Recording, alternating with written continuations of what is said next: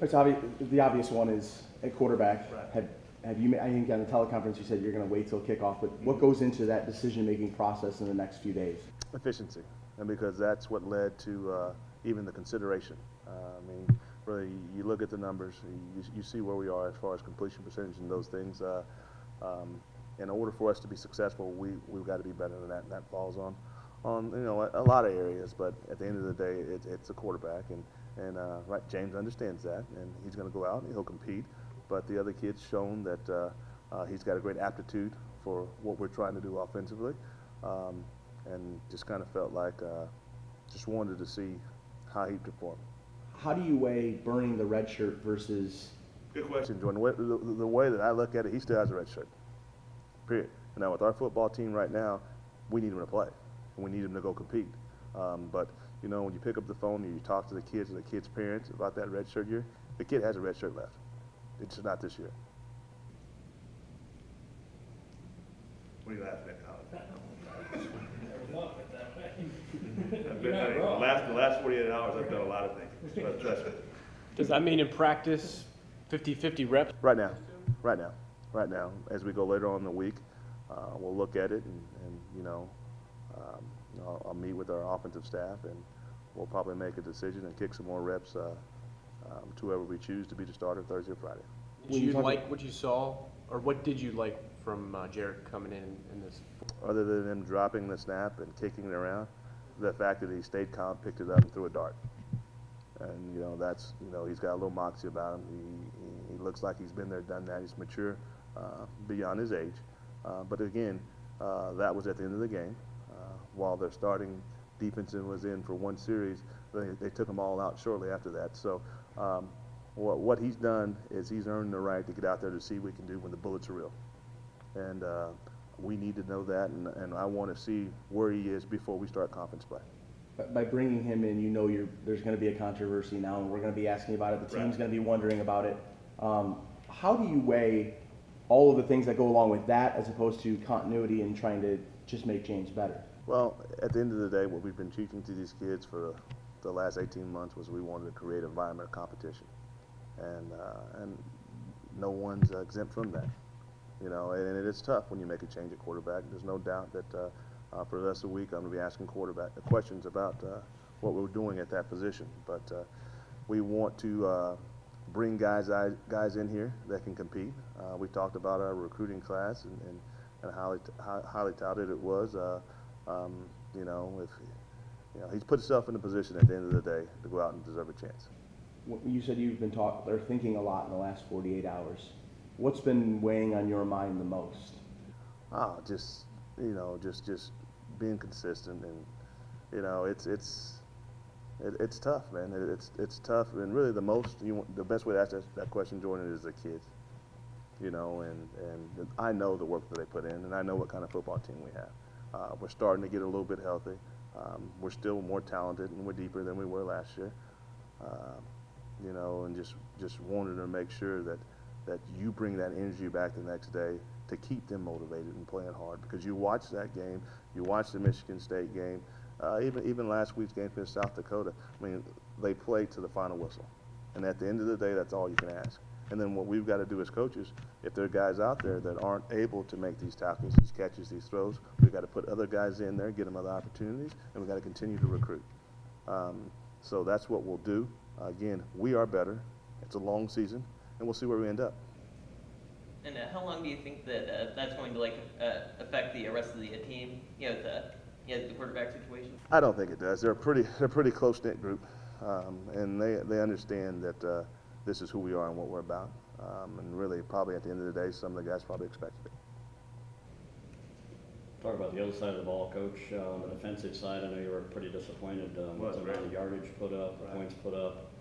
What can you do from a coaching perspective in order to see some improvement on the defensive side? Well, we've made some changes there as well. There'll be some guys getting some more reps on the defensive end. And then the second thing is we've played a lot of man early on in the season. We need to look at that and we need to evaluate that. It's something that I've talked to our defensive staff about. So we'll be making the necessary changes moving forward. What strikes you when you watch Middle Tennessee film? Well, Stockstill. He's a special player. Now, he didn't play against Minnesota. He's listed as day-to-day. I don't know how severe his injury is, but he's one of the toughest kids I've seen on video in a while. And, in our game last year, he did a heck of a job. He's son of a coach. Not the big arm, but, he can make every throw, and he's got great athletes outside and in the backfield. It gives him chances to make plays. Him and then Ricky James, number 3. Mr. Do-It-All. They put him in the backfield, in the slot, and put him outside. He also went out there in Minnesota. So we're going to prepare for him because if he's there, he's definitely a difference maker. The ball's going his way. From the defense side of the ball, new defensive coordinator. They're going to bring pressure. They're going to try to lock up man-to-man. What we've got to be able to do is again, we've got to learn from the South Dakota game, maybe, do some things different with our splits, make sure we don't get run-throughs, and keep the running game simple, because as that game gets going on, we may be able to lean on them a little bit, and we're going to need to control the ball to keep it out of that kid's hands. You touched a little bit on both Stockstill and James being hurt. How did not knowing their status, how does that affect how you guys prep? It won't. Those guys, you got to prepare for those guys to be there, because if you don't, and you try to do anything else, it'll be a long night. With the struggles in the pass defense this last week,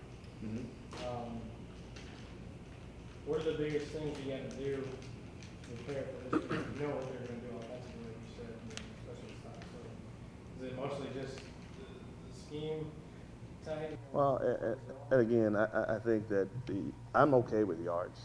I really am. I really don't look at the yardage that we give up. You don't want it to be that high of a number, obviously, but it's the big plays. It's the explosive plays that we gave up on 2 back-to-back series in that second quarter, in which the game got out of hand. I'd rather see us play coverage there, tap the ball underneath, and let this thing run down, like i.e. the Michigan State game. They move the ball down the field. You keep playing, you keep playing, you keep playing, you get a stop. One of the things, the only positive that I took from the game this week was in talking to our defensive staff. We won the turnover battle. And I'm telling you, at the end of the day, it's going to pay dividends for us come conference play. So keep playing hard. Keep playing hard in the second half. Made those adjustments. Made them keep everything underneath. They drove. But we created turnovers. You'll be amazed how those things seem to happen. Dealing with the adversity from the coach's perspective, is there a specific player on offense and or defense that maybe you call into the office and say, hey, I need this out of you because you're a leader? Really, we've got a leadership council. It's a group of 8 guys, and they come in, and we make sure that we're one voice, and that we make sure that we're all presenting the same message. It's an interesting group of young men, really, throughout the first 3 games this year on the sidelines. They stayed positive. They truly have in some adverse situations. So again, as long as they're able to keep their composure, as long as they're able to not listen to the outside noise and worry about just what we're trying to do inside this facility, at the end of the day, we'll be okay. How important is the team? How important is it, Coach? The team has a good performance in Middle Tennessee the last non-conference. Well, we got to get ready to go. We need a positive performance. One of the things that you can see, and that's usually what happens when you have these drops and things of that nature, especially from an offensive standpoint, is it's a confidence deal, and they got to believe when they're pressing. And so we need them to relax, and we need them to play football. Efficiency again is the key. Because we're starting to get the old running game going. Lorenzo got his first start last week, and struggled a little bit early, but as that game went on, he was able to hold the point. And after the second series, and we were able to get some of those inside and outside zone plays going. So we're going to be able to run it. We just got to make sure that we're a little bit more efficient in our passing game. And how much does it help being able to play them last year?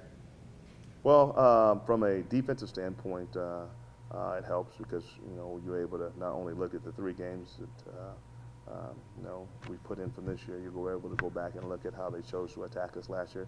From a defensive standpoint, again, they changed defensive coordinators, so